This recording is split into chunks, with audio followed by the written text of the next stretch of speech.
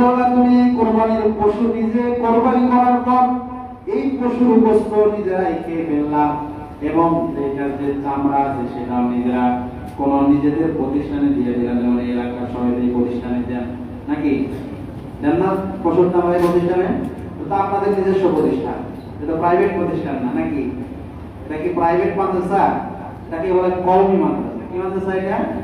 কওম মানে কি? জনগণ, জাতি। কওমি মাদ্রাসা হলো জনগণের মাদ্রাসা। এটা কোনো নিজস্ব অর্থায়নে পরিচালিত হয় না। আপনাদের দশে অর্থায়নে এই মাদ্রাসা কি হয়? পরিচালিত হয়। তা আপনাদের অনুদানে এই মাদ্রাসা কি হয়? পরিচালিত হয়। এজন্য এটাকে কওমি মাদ্রাসা বলে। কিছু আছে যিনি শিক্ষক দেয় কিন্তু ওটা প্রাইভেট, ওটা নিজস্ব অর্থায়নে এবং ছাত্রদের থেকে নির্দিষ্ট পরিমাণে অ্যামাউন্ট নিয়ে সেটা কি করে পরিচালনা করে। তো যাই হোক, এই এলাকার সবাই এই মাদ্রাসার প্রতি একটা মহব্বত ভালোবাসা অবশ্যই আছে, কথা কান ঠিক কিনা? আমরা তো চাই যে এটাও এই মহব্বত এই ভালোবাসা কিয়ামতের দিন নাজাতের কি হইতে পারে, ওসিলা হইতে পারে। কারণ এই মাদ্রাসা বিশ্ব নবীর কি তৈরি মাদ্রাসা হলো আল্লাহর নবী বিশ্ব নবীর গড়া, আল্লাহর নবীর ঘর। এই মসজিদ এটা আল্লাহ তাআলার ঘর। এক বিল্ডিং এর ভিতরে দুটোটাই আছে, আল্লাহ আছে, রাসূল সাল্লাল্লাহু আলাইহি সাল্লামের নিদর্শন কি মাদ্রাসা আছে। যাই হোক, আল্লাহ তাআলা যে কোরবানির আদেশ করেছেন, সেই কোরবানি আদেশ করার দ্বারা আল্লাহ পাক রব্বুল আলামিন বলতেছেন, এই আদেশ তো করলাম কিন্তু কোরবানি করার পরে আমার কাছে কি দিলাম? সবকিছু তো নিজেদের প্রয়োজনে, সামাজিক প্রয়োজনে এটা ব্যবহার করে ফেললাম, তাহলে আমার কাছে কি আসলো? আমি কি পেলাম?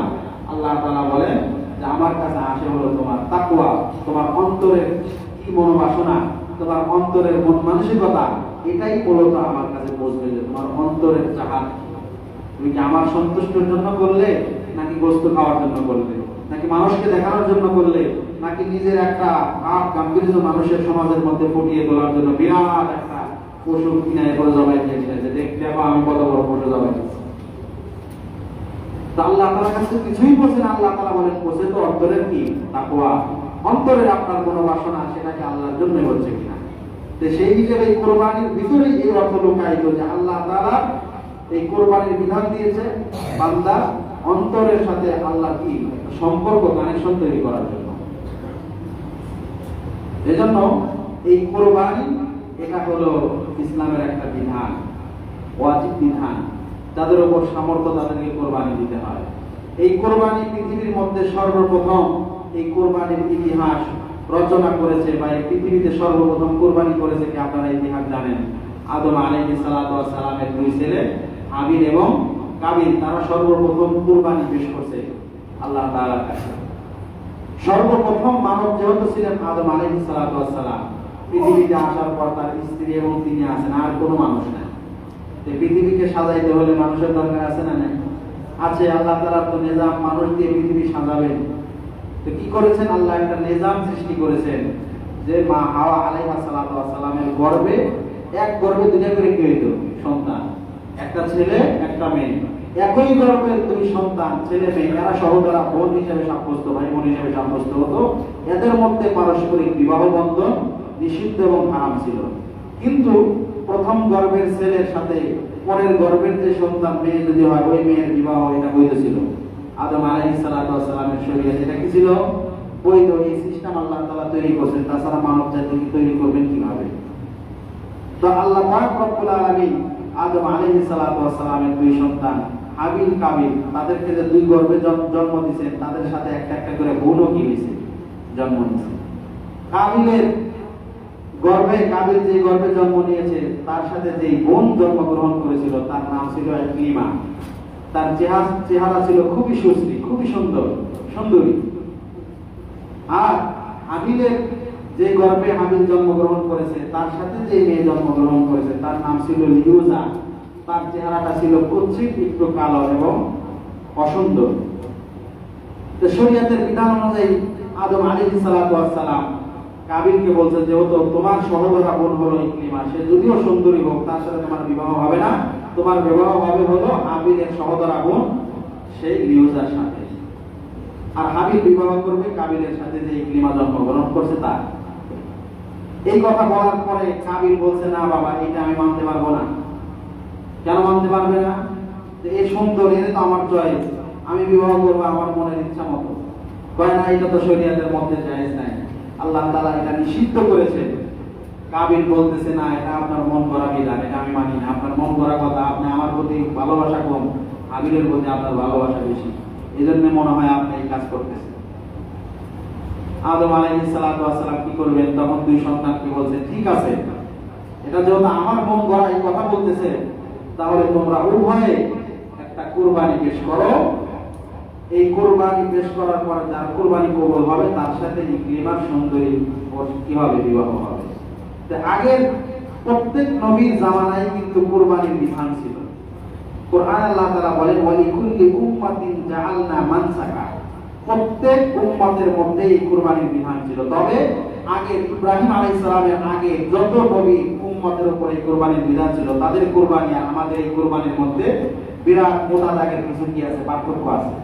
তার মধ্যে একটা পার্থক্য হলো যে আগের উম্মতদের উপর কুরবানি করলে কুরবানির গোশত মাংস খাওয়ার কোনো কি ছিল না, তাদের সুযোগ ছিল না, জায়েজ ছিল না। দুই নাম্বার পার্থক্য হলো যে আগে যারা কুরবানি করতো উম্মতে, সেই কুরবানিটা হয়তো কোনো ঝগড়ার মীমাংসা মিটানোর জন্য, যেমন আদম আলাইহিস সালাতু ওয়াস সালামের এই দুই ছেলের কুরবানি পেশ করতে বলছে কিসের জন্য? তাদের বিবাদ কি করার জন্য? নিরসন করার জন্য। উভয়কে কুরবানি করতে বলছে।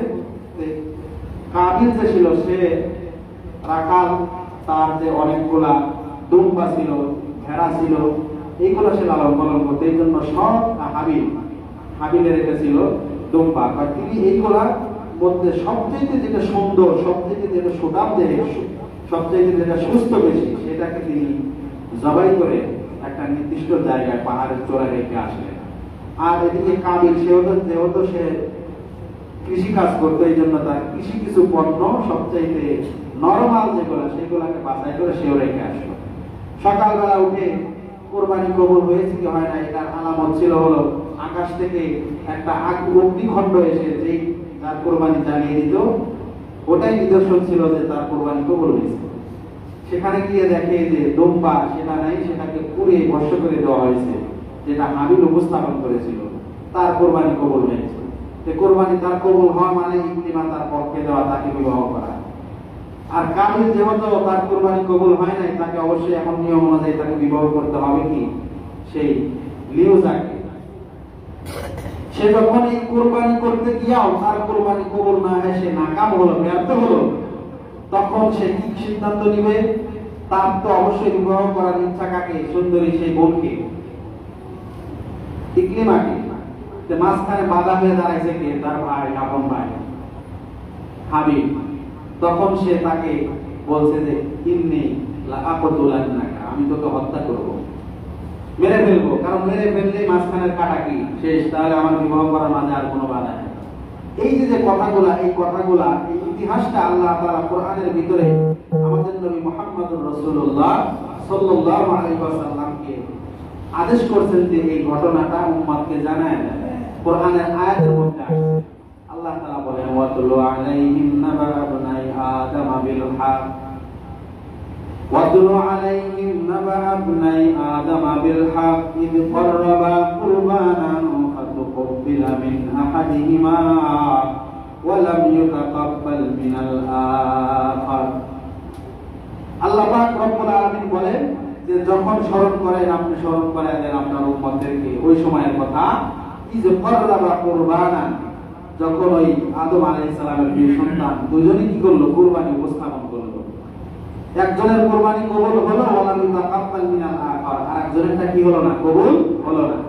যারটা কবুল হলো না কাবিল, তখন সে বলল ক্বালা লাআকতুলান্নাকা, তোমাকে আমি অবশ্যই হত্যা করব। হাবিলকে লক্ষ্য করে বলল। তখন হাবিল একটা মূল একটা থিওরি তিনি সেখানে কি করলেন? উল্লেখ করলেন। আসলে আমল কার কবুল হয়, একটা মৌলিক কথা, মূলনীতি হাবিল তখন তিনি সেখানে উপস্থাপন করলেন। কি বললেন? ইন্নামা ইয়াতাকাব্বালুল্লাহু মিনাল মুত্তাকিন, আল্লাহ তাআলা তো কেবল মুত্তাকি বান্দার আমলই কবুল করবেন, এই কুরবানি কবুল করবেন। এখানে রাগার কিছু নাই। অন্তর যার যত পরিশুদ্ধ, তার আমলটা আল্লাহ তাআলা কবুল করবে। এখানে কে কি উপস্থাপন করলো, কার দৈহিক গঠন কেমন, তার সামাজিক কি পদমর্যাদা, সেগুলো আল্লাহ তাআলা দেখবে না। কার অন্তরটা কত পরিশুদ্ধ, কার অন্তরে আল্লাহর প্রতি মহব্বত আর ভালোবাসা, আল্লাহর ভয় কার অন্তরে কত বেশি, যার যত বেশি তার দাম তত বেশি। আল্লাহ কোরআনে এটা বলছেন, ইন্না আক্রামাকুম ইনদাল্লাহি আতকাকুম, তোমাদের মধ্যে যারা বেশি মুত্তাকি, তাকওয়া পরহেজগারওয়ালা, তাদের দাম আল্লাহর কাছে সবচেয়ে বেশি। সুবহানাল্লাহ। এই মর্যাদা নির্বাচনই হয় তাকওয়ার লেভেল থেকে। তাকওয়ার লেভেল যার যত উপরে, তার মর্যাদার লেভেলও তত উপরে যাবে। এজন্য আমাদের তাকওয়া হাসিল করা প্রতিযোগিতা করা। এটা হলো প্রথম পৃথিবীর মধ্যে প্রথম কোরবানি পেশ করেছিলেন এই আদম আলাইহিস সালাতু ওয়াস সালামের দুই সন্তান। এই কোরবানির সাথে আমাদের যে কোরবানি ওটার কি নাই সম্পর্ক নাই। আমাদের যে কোরবানি, সেই কোরবানিটা আসছে হলো আদম আলাইহিস সালাম, ইব্রাহিম আলাইহিস সালাম এবং হযরত ইসমাঈল আলাইহিস সালাতু ওয়াস সালাম। যে কোরবানিটা আমরা পেয়েছি সেটা হলো ইব্রাহিম এবং ইসমাঈল আলাইহিস সালাতু ওয়াস সালামের থেকে পাওয়া কোরবানি। ইব্রাহিম আলাইহিস সালাতু ওয়াস সালাম, তিনাকে আল্লাহ পাক রব্বুল আলামিন অনেকগুলা পরীক্ষা করেছেন। পরীক্ষা করেছেন কেন? মর্যাদা বাড়ানোর জন্য, প্রমোশন দেওয়ার জন্য।